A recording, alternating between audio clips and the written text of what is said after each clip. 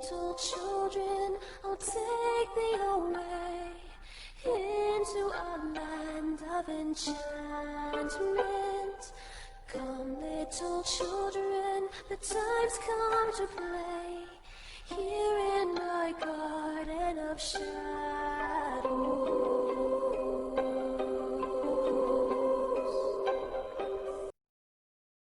Hello, I'm Runia, aka Media Isekai.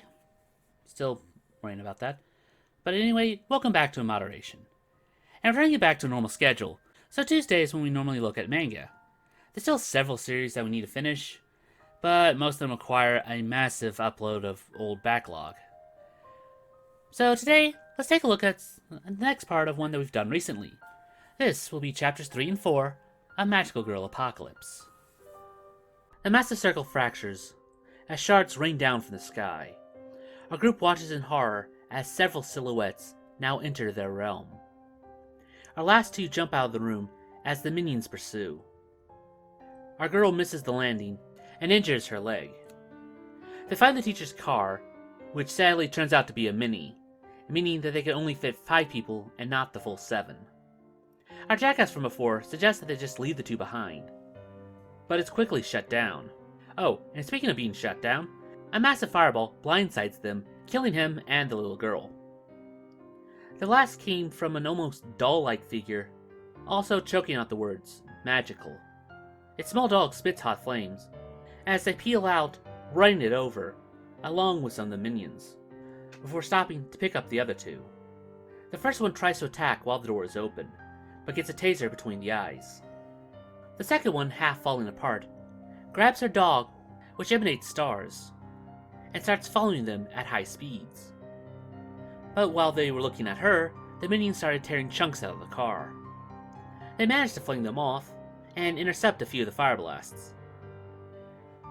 Our main finds a bottle of sake, and chucks it at her, which becomes a Molotov once it's blasted, engulfing her in flames, finally managing to make it stop.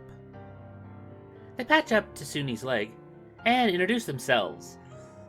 But I'm a bit hesitant about this since they just killed off 2 of their main group, but I'll digress. So for now, Yuruka's the girl with the taser, Kasai's our down-to-earth one, and Godai is our leader. And aside from getting the keys, the reason they found him in the hallway is that he was looking for his girlfriend, who sadly was already turned. They managed to get an emergency broadcast that confirms that they're being attacked by magical girls. And I don't know if it was just the sheer panic of everything, but the sheer absurdity and full scale of this finally sink in. They theorize that the ones that came through the seal are probably the originals. The first girl spawned minions from her victims, meaning that this spreads kind of like a zombie plague, which is a very interesting theory, as the magical girls themselves might not be the origin of this virus, but they use its magic to make the plague far worse. But back at the wreckage, a charred skeleton grabs the dog, as more stars come out. Our group is brought to a halt, as there's a pileup in front of some dense fog, so sadly they have to go on foot. The second one starts to pursue again, so they link hands and enter the fog. And no more than 2 steps in, and a pair of them get their heads cut off. Oh god, I was only joking before about not wanting to give them names, because they just had to die off, and yes, I write my script as I read the comic, so no, I didn't know how bad that foreshadowing would have been. The fog is so thick that the other 2 don't even see this happening, and in the distant sound, a single voice echoes out, magical.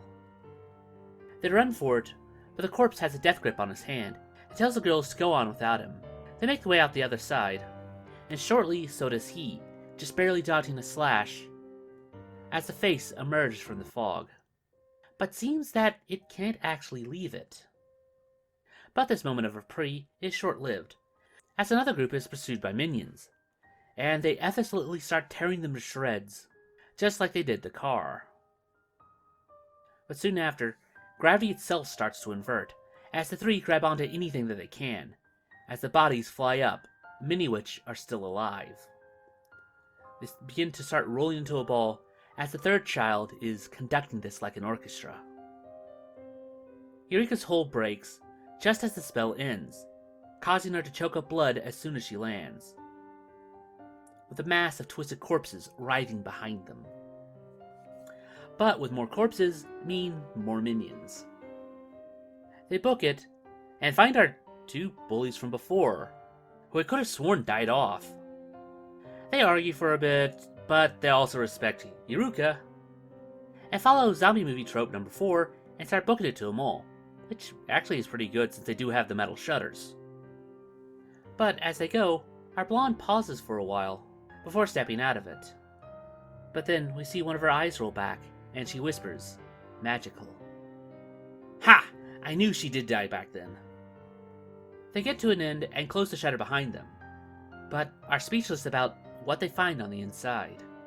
But that's something we'll have to find out in Volume 2. I'm getting a lot of High School of the Dead vibes from this, but there's still enough twist on it to make it interesting. One of my biggest pet peeves is that characters are introduced, but then are killed off so quickly, it seems like they scrapped all their ideas between chapters.